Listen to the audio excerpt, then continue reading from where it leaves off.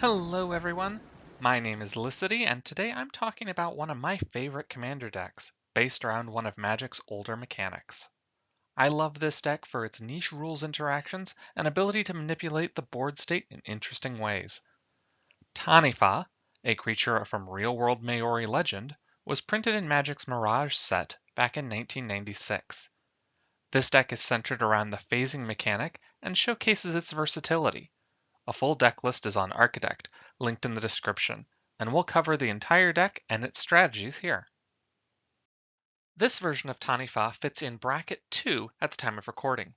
We are prioritizing phasing-based disruption cards over more permanent removal to stay within theme, and add versatility to our interaction. As a Voltron strategy, we are telegraphing our attacks and win strategy several turns ahead. We have no game changers and no 2-card infinite combos. We do run one card which will temporarily deny our opponents access to their lands, but only until their next untap step. Technically, there is a way to achieve chaining extra turns with this deck, but the combo is convoluted and it is not our intent to trigger it. Finally, our only tutors are searching up basic islands. At the end of this video, I'll talk about some alternative cards for Taniwha, including what cards would take this to the next bracket. But first, let's learn about phasing. Thematically, phasing is a product of ground-up design, where story informs mechanics. It usually represents erratic skips in time, such as those caused by the time-manipulating planeswalker Teferi. But it has also been used to represent elusive creatures, such as those that sink below the waves. Taniwha fits into this latter bucket. Keeping things relatively simple, phasing is a special status condition. Any given permanent is either phased in or phased out. By default, all permanents are phased in. The standard rules of Magic continue to apply. A phased out permanent, on the other hand, is treated as though it did not exist. It is still on the battlefield, but cannot be targeted, destroyed, or interacted with in any meaningful way. This includes shutting off its own abilities. When a permanent becomes phased out, it takes any attached auras, equipment, fortifications, counters, and even stickers along for the ride. This is called indirect phasing. When a permanent changes this special status, either phasing in or phasing out, they do not count as entering or leaving play. Very different from flickering or exile effects that players may be more familiar with. All permanents you control that are phased out, barring special circumstances, will phase in at the beginning of your next untap step, before you actually untap. Some cards have the phasing keyword. If a permanent you control has the phasing keyword, and it is currently phased in at the start of your untap step, then it phases out. This happens at the same time as anything you control might be phasing in.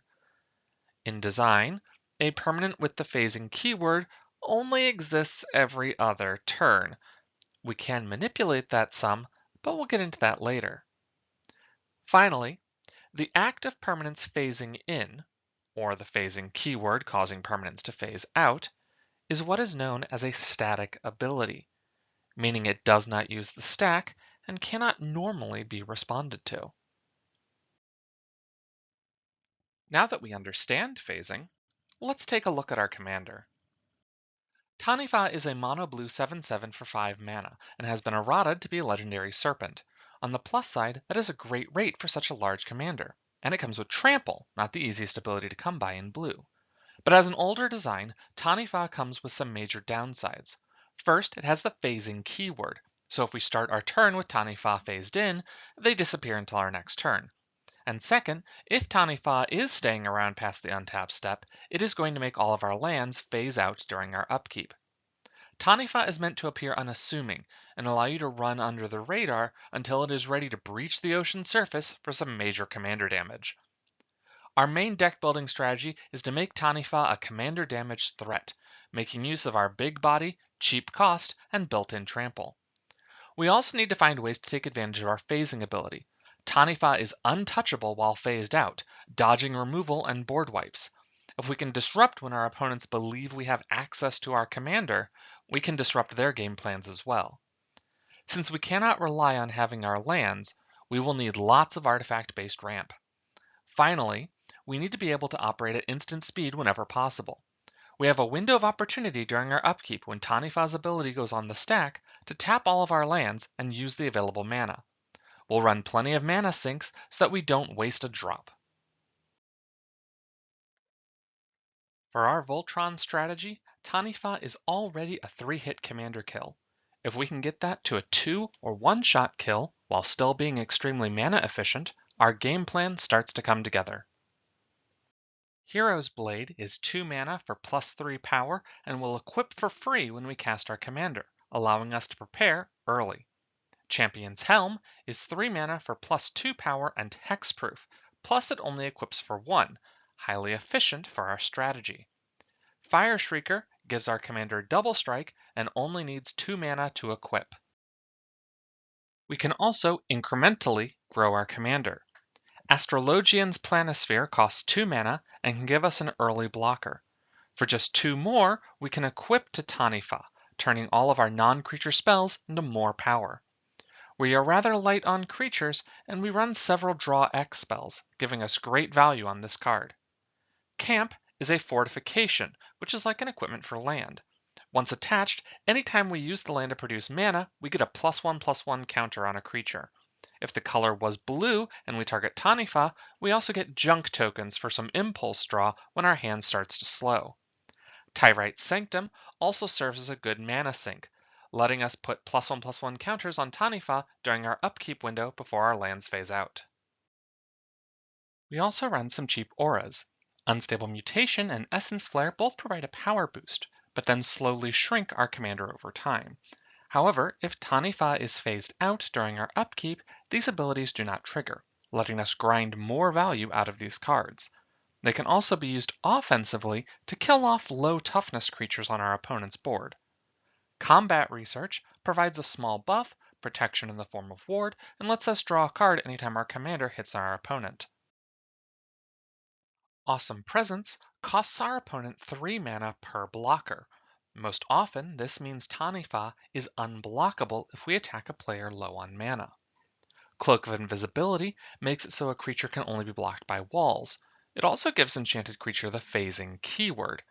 We can use this offensively to make Taniwha unblockable, since multiple instances of the phasing keyword are redundant, or defensively, by forcing the phasing keyword onto an opponent's creature.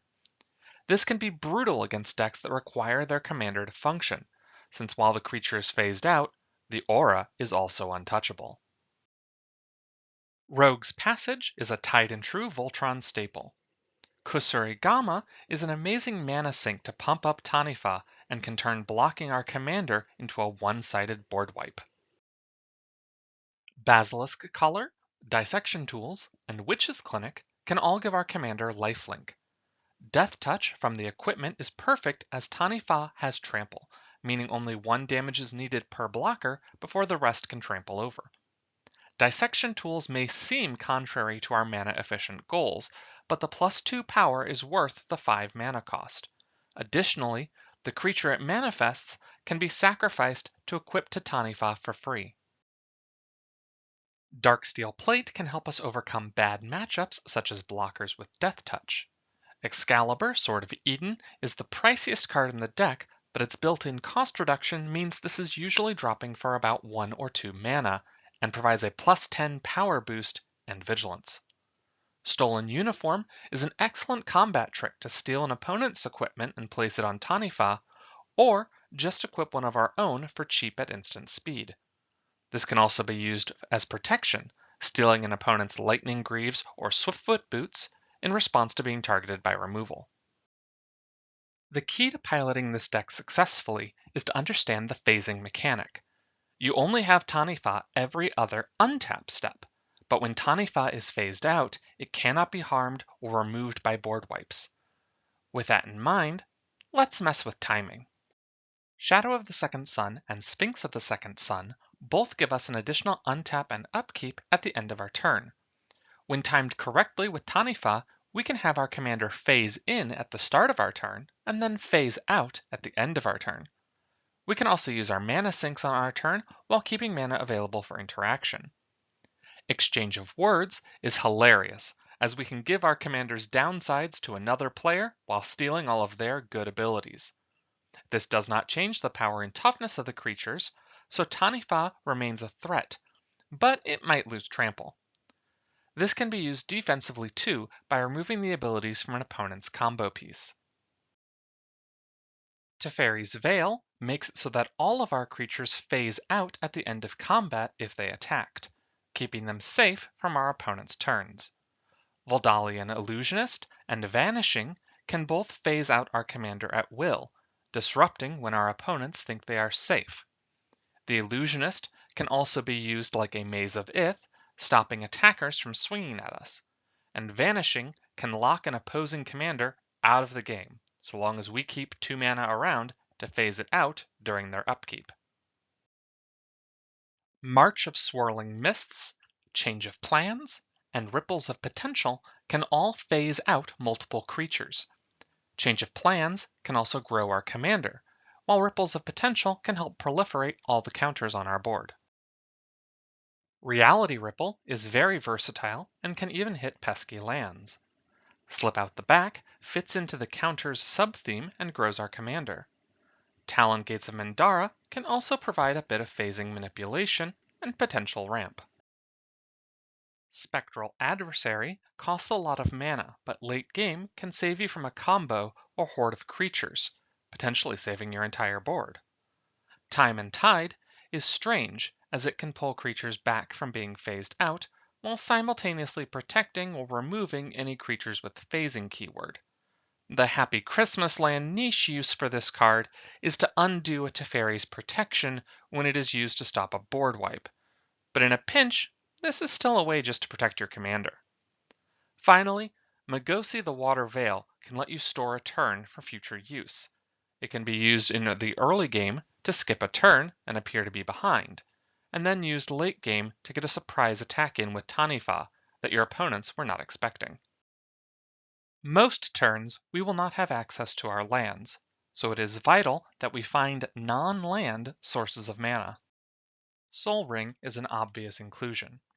Pyramid of the Pantheon starts off slow, but after a few turns of mana sinking is able to tap for 3 colored mana.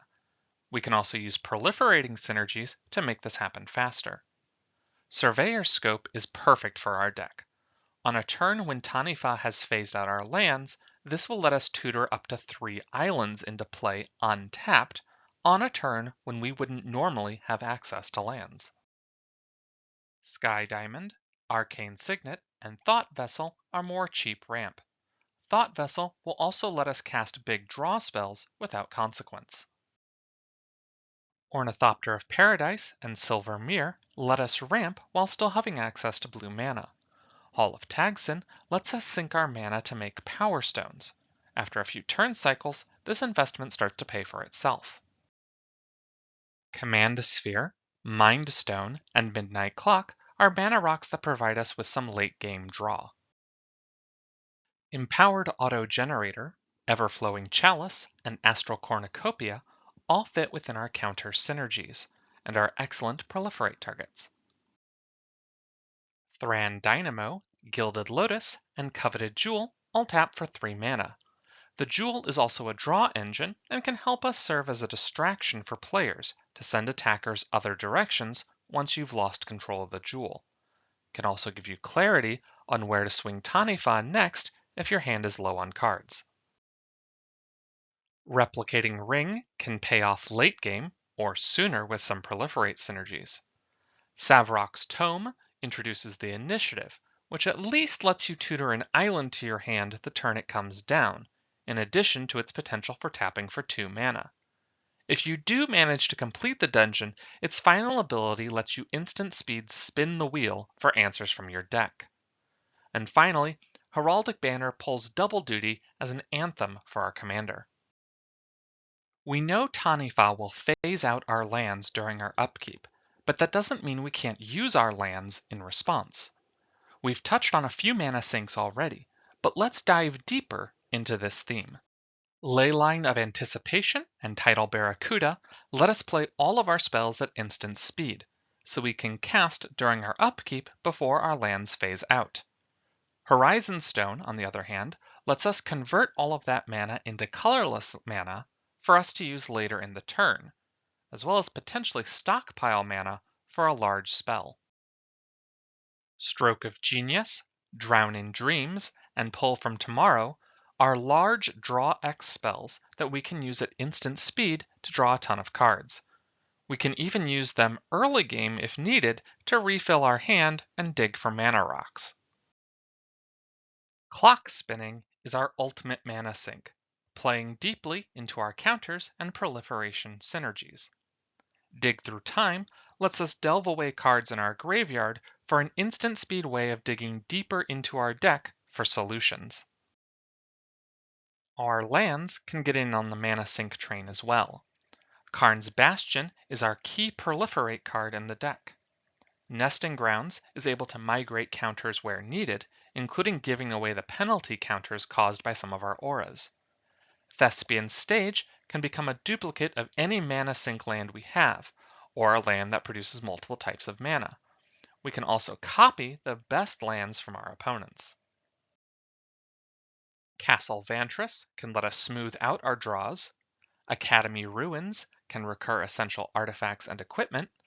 And Field of Ruin can snipe troublesome non-basic lands off the field. Since we are playing a game of Commander, there are a few things we must include to keep ourselves in the multiplayer zone. But don't think we've given up on our theme just yet. Aetherize, Evacuation, and Fade Away are our mass game disruptors. Aetherize is a cheap way to punish a player for all-out attacking us, while Evacuation, cast while Taniwha is phased out, means our commander can swing into a cleared board. Fade Away is a bit insidious. For each creature, its controller pays 1 or sacrifices a permanent. What few players realize is that you are not paying a tax on each creature, you are paying a lump sum. An opponent with 12 creatures can't sacrifice 6 creatures to save the other 6. They would still have to pay another 6 choices of 1 mana or sacrifice a permanent. Cast at the right time while opponents are tapped out can often wipe the entire board of creatures, or make your opponents sacrifice key permanents. The bigger your opponent's creature-based board state, the more punishing this card becomes. Propaganda is a good combat deterrent. Renegade Silent can keep the biggest creature on the board goaded, while it phases out and gets bigger turn after turn. Dreamfighter is an MVP blocker. Its triggered ability stops Trample, Death Touch, and Vigilance from being relevant. It can block the largest creatures and still survive. Teferi's Curse can give the phasing keyword to any artifact or creature. This can shut down combo decks that need all their pieces to be on the field at the same time. Like with the Cloak of Invisibility earlier, this aura is difficult to remove and can be crueler than just having destroyed the target. Shimmering Ifrit is our other final piece of targeted disruption, causing any creature to phase out whenever it phases in. If it happens to be the only creature on the board, it will have to phase itself out again, but this creature can remove blockers and let our commander get through for the kill. Rounding off our phasing theme, Teferi's Imp can generate us card selection over time, and we don't actually have to discard anything if our hand is empty when it phases out. Teferi's Realm is a mass disruptor. Each upkeep, the active player is going to phase out their choice of either all artifacts, all non-aura enchantments, all creatures, or all lands. If players catch on, naming non-aura enchantments does turn off Teferi's Realm until your next turn, which can minimize this enchantment's impact. But you will always get to choose during your turn. And if Taniwha is going to phase out all your lands anyway, why not deny your opponents their lands as well? They'll get their lands back at their untap step, but this does give Taniwha a clear turn where there is limited possibility it can be interacted with during combat. This is the closest we flirt with any type of mass land denial in the deck. And lastly, Teferi's Isle taps for 2 blue mana, and it has the phasing keyword. Once it has already been affected by Taniwha's ability, however, it will be on the same cycle as the rest of your lands, negating this drawback. Which brings us to our remaining lands. Evolving Wilds, Terramorphic Expanse, and Fabled Passage will help thin the lands out of our deck. Coral Atoll can smooth out our land drops and is a prime target for Thespian's Stage. Remote Isle is a land when we need it, or we can cycle it away. And we top off the deck with 14 basic islands. And there we have it, Taniwha as a Bracket 2 phasing tribal mono blue Voltron deck. Let's look at the deck list. As I said, I absolutely love playing this commander deck.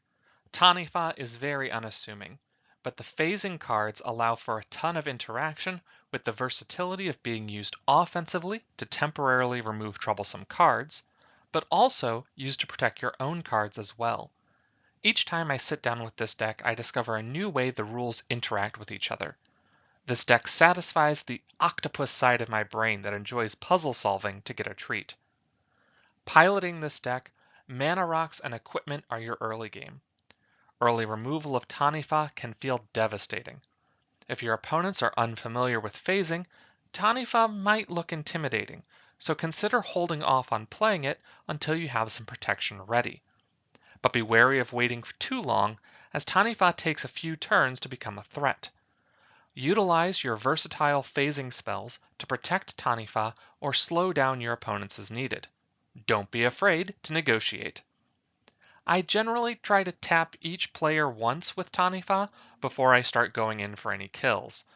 If there's no clear threat at the table, things like the initiative, monarch, or that coveted jewel can help me decide where I'm going, turning the table into a giant game of hot potato.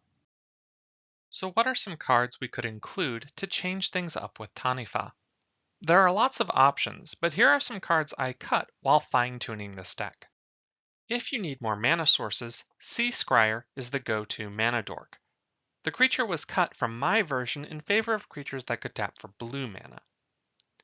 Aeon Hub can turn off one of Taniwha's greatest downsides.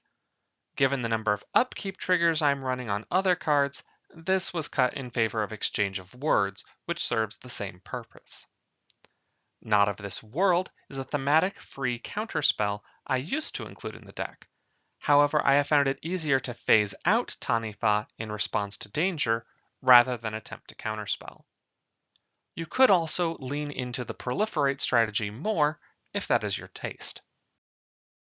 Looking at ratcheting up Taniwha, if we're moving up to bracket 3, we have space for a few game changers and other generically powerful cards. Top of the game changers list would be Rhystic Study for more card draw, Cyclonic Rift to upgrade one of our mass disruptors, and Glacial Chasm for protection. Taniwha phases out our lands during the upkeep, allowing us to avoid paying the cumulative upkeep on Glacial Chasm and letting us attack with our commander. Paired with any effect giving us a beginning phase at the end of our turn, we have a great defensive position from which to strike. Shimmer is another thematic card that borders on mass land denial and punishes the whole table if anyone plays Yavimaya or Urborg. It pushes the limits of what might be acceptable in bracket 3, since it is so narrow in scope without the combo piece lands. Windfall can help us draw cards and disrupt our opponents, and is just a generically good card. Mystic Remora would definitely help with some card draw, especially early game. We can even pay the cumulative upkeep before our lands phase out. This card is again just generically good, and I feel it fits better as bracket 3 than bracket 2. Taniwha at its highest level is terrifying to behold. However, I would not recommend including many of these cards if you're playing casual Commander. High bracket Taniwha can include several mass land denial spells, such as Land Equilibrium, Sunder, or Mana Breach. If a Taniwha deck includes any of these, it's bracket 4 to be certain. Taniwha can take advantage of having their lands phased out when these harmful effects hit the field. Stacks effects can compound on the mass land denial cards, like Overburden, Ward of Bones, and Mana Vortex. These also fall squarely into bracket 4 Taniwha. Finally, if we are in bracket 4, we can intentionally execute this combo, which is already in our deck list technically. The setup is to have these 3 lands in play, plus 6 other mana sources, including at least 1 blue. In a previous turn, activate Magosi to skip a turn and get an Aeon counter, then use Nesting Grounds to move the counter onto another permanent. On your next turn, you are now set up to activate the combo. Use Karn's Bastion to proliferate the Aeon counter, then use Nesting Grounds to move the counter onto Magosi. Activate Magosi to take an extra turn, bouncing the land to your hand, then replay Magosi as your land for turn. On your extra turn, you can activate this combo again. And that's it. I hope you enjoyed learning about phasing and hearing about one of my favorite commander decks. Let me know in the comments if you'd like to hear more rules videos from me, more commander deck lists, or is there another topic you think I should cover? If you want to hear more rules breakdowns, I have a previous video about banding that you might want to check out. And until next time, happy gaming.